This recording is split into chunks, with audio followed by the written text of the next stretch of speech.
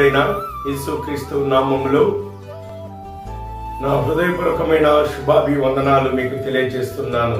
సత్యం haven ministry YouTube channel ద్వారా ఈ దినము మన అంశం దావీదు మనసు. ప్రియ దేవుని ప్రజలారా, దావీదు మనస్సును మనము గురించి దేవుడు సాక్ష్యం ఇచ్చాడు. నా చిత్తానుసారమైన మనస్సు కలిగిన ఒకని నేను కనుగొంటిని. కాబట్టి ఆయన చిత్తానుసారమైన మనస్సు, దేవుని మనస్సును దావీదు కలిగి ఉన్నాడు.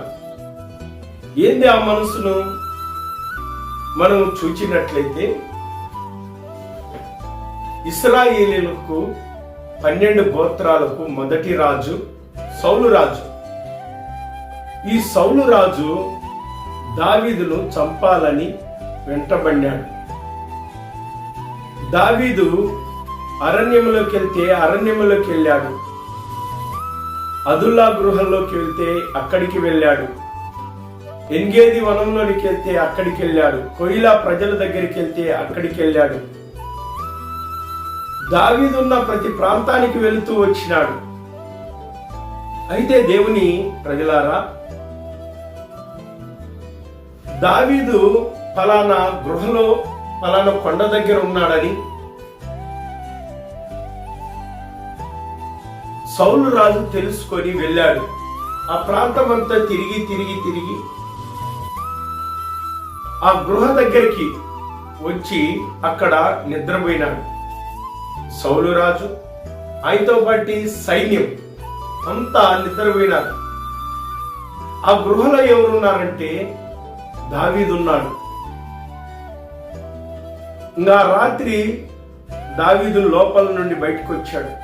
దావీదు దగ్గర 400 మంది ఉన్నారు. ఇప్పుడు దావీదు దగ్గర ఉన్న వ్యక్తి అంటున్నాడు, ఏమని చెప్తున్నాడు చూడండి. మొదటి సమూయేలు గ్రంథము 24వ అధ్యాయము, మొదటి సమూయేలు గ్రంథం 24వ అధ్యాయము 4వ వచనం. దావీదు జనులు, అదిగో నీ దృష్టికి ఏది మంచిదో అది నీవు అతనికి చేయునట్లు నీ శత్రువుని నీ చేతికి అప్పగింతునని యెహోవా నీతో చెప్పిన దినము వచ్చనని అతనితో అనగా. దావీదుతో అంటున్నారు, దావీదు దగ్గర ఉన్న ప్రజలు, దావీదు ఇదిగో నీ శత్రువు నేను చంపాలనుకుంటున్నా, నీ శత్రువును దేవుడు ఈ రోజు నీకు అప్పగించినాడు. కాబట్టి నువ్వు ఏమైనా చేయొచ్చు. నీ దృష్టికి ఏది మంచిదో అది నీవు అతనికి చేయనట్లు నీ శత్రువుని నీ చేతికి అప్పగించునని యెహోవా నీతో చెప్పిన దినం వచ్చినని అతని త్వరగా దావీదు లేచి వచ్చి సౌలునకు తెలియకుండా అతని పై వస్త్రపు చెంగును కోసెను.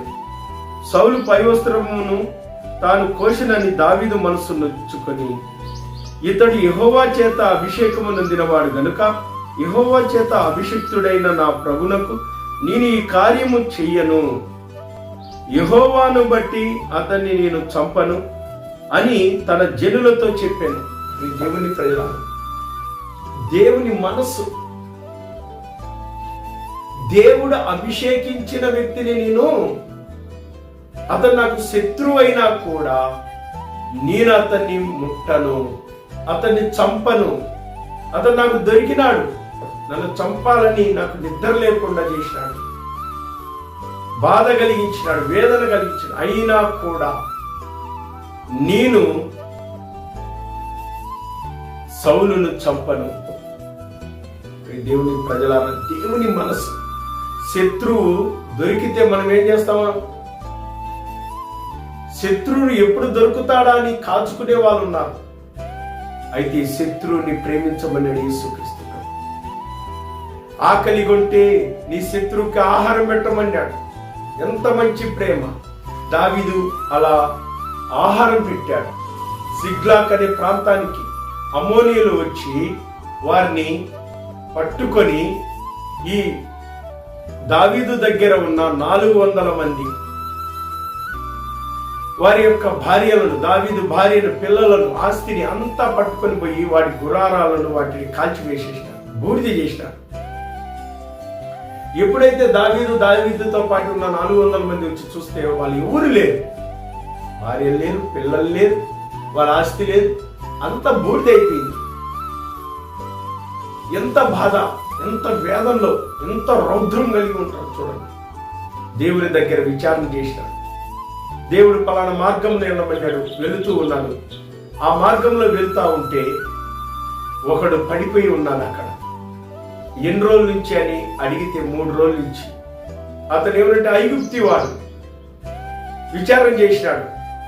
3 రోజుల నుంచి నాకు ఆహారం లేదంటే, ఈ అమోనియలు వచ్చి అమోనియలతో పాటు వచ్చిన వ్యక్తి అతను. చూడండి ఎంత కోపం రౌద్రంలో ఉన్నాడు. యాక్షలు చంపేయాలి. అతను ఆకలి కొన్నాడని దావీదు ఆహారం పెట్టాడు. చూడండి 1 సమూయేలు గ్రంథం 30వ అధ్యాయం 12వ వచనం. వాడు భోజనము చేసిన తర్వాత వాని ప్రాణము తెప్పరిల్లగా, దేవుని ప్రజలారా ప్రాణం తెప్పరిల్లింది. 11వ వచనం చూద్దాం. పొలములో ఒక ఐగుప్తుడు కనబడాడు. వాడు దావీదు నొద్దకు వాడిని తోడుకొని వచ్చి, వాడు 3 రాత్రి మగలు అన్నపానములు ఏమీ పుచ్చుకొనలేదని తెలుసుకొని వానికి భోజనము పెట్టి దాహము ఇచ్చి అంజురపు అడలోని ముక్కలు 2 ద్రాక్ష గెలలను వానికి ఇచ్చిరి. వాడు భోజనం చేసిన తర్వాత వాని ప్రాణము తెప్పలేదు. శత్రువుకు భోజనం పెట్టాడు. ఇలాంటి మనస్సును మనం కలిగి ఉంటాం. కాబట్టి యేసుక్రీస్తు ప్రభుల వారు ఈ సర్వ మానవాళిని ఆయన ప్రేమించాడు. శత్రువును కూడా ప్రేమించాడు. ఆయన కొట్టిన వారిని ప్రేమించినాడు. ఆయన మరణ శిక్షణ వేసిన వారిని క్షమించినాడు. ఆయన ప్రేమించినాడు. అలాంటి ప్రేమ, అలాంటి మనస్సు, క్రీస్తు యేసు కలిగిన ఆ మనస్సు మనమందరం కలిగి ఉండాలి. ఇటు భాగ్యము, ధన్యత దేవుడు మనందరికీ అనుగ్రహించునుగాక. ఆమేన్. అందరికీ వందనాలు. దేవుడు మిమ్ముని, మీ కుటుంబాలను దీవించి ఆశీర్వదించునుగాక. ఆమేన్.